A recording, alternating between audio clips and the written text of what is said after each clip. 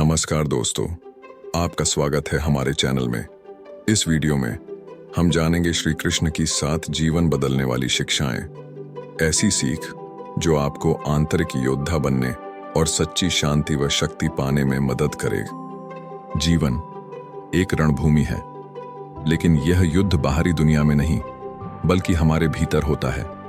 इच्छाएं, भय और नकारात्मक भावनाएं हमारे सच्चे स्वभाव को ढक देती हैं और हमें जकड़ लेती हैं। आज हम श्री कृष्ण की शिक्षाओं से प्रेरित उन 7 सिद्धांतों पर चलेंगे जो आपके जीवन को बदल सकते हैं और आपके भीतर के योद्धा को जगा सकते हैं। गीता में कहा गया है, बंधुरात्मात्मनस्तस्य येनाद्वैवात्मना जितः अनात्मनस्तु शत्रुत्वे वर्तेतात्मैव शत्रुवत्। जिसने अपने मन को वश में कर लिया है उसके लिए मन मित्र है, लेकिन जिसने ऐसा नहीं किया है उसके लिए मन शत्रु है। हमारे विचार हमारी वास्तविकता बनाते हैं, लेकिन कितनी बार हम नकारात्मकता और शंका के कारण अपने जीवन को नियंत्रित होने देते हैं। श्री कृष्ण हमें सिखाते हैं कि मन को अनुशासित करना ही सच्ची विजय है। मन की उथल पुथल पर नियंत्रण पाकर हम एक स्थिर और शांत जीवन जी सकते हैं। श्री कृष्ण कहते हैं, कर्मण्येवाधिकारस्ते मा फलेषु कदाचन मा कर्मफल हेतुर्भुर्मा ते संगोस्त्वकर्मणि।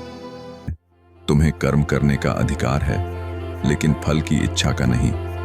हम अक्सर पुरस्कार की इच्छा या असफलता के डर से प्रेरित होकर कर्म करते हैं, लेकिन सच्चा संतोष तभी आता है जब हम कर्म को समर्पण भाव से करें और फल की चिंता छोड़ दें। ऐसा करने से हम चिंता और तनाव से मुक्त हो जाते हैं और प्रयास की पवित्रता को अपनाते हैं। श्री कृष्ण सिखाते हैं, यम हि न व्यथयन्त्येते पुरुषं पुरुषर्षभ समदुःख सुखं धीरं सोमृतत्वाय कल्पते। जो व्यक्ति सुख दुख से विचलित नहीं होता और स्थिर रहता है वही मुक्ति का पात्र है। कल्पना कीजिए ऐसा जीवन जहां आप बाहरी परिस्थितियों के गुलाम न हो।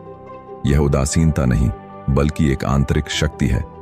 यह स्थिरता हमें जीवन के तूफानों का सामना करने के लिए ढाल प्रदान करती है। त्रिविधं नरकस्येदं द्वारं नाशनमात्मनः कामक्रोधस्तथा लोभस्तस्मादेतत् त्रयं त्यजेत्। क्रोध जो हमें जलाता है, लोभ जो हमें खाता है और वासना जो हमें अंधा कर देती है, ये हमारे असली शत्रु हैं। श्री कृष्ण हमें इन्हें पहचानने और इनसे मुक्ति पाने की शिक्षा देते हैं। इन्हें प्रेम, उदारता और ज्ञान से बदलकर हम अपने भीतर सद्गुणों का किला बना सकते हैं। गीता भक्ति के मार्ग की प्रशंसा करती है, यत् करोषि यदश्नासि यज्जुहोषि ददासि यत् तपस्यसि कौन्तेय तत्कुरुष्व मदर्पणम्।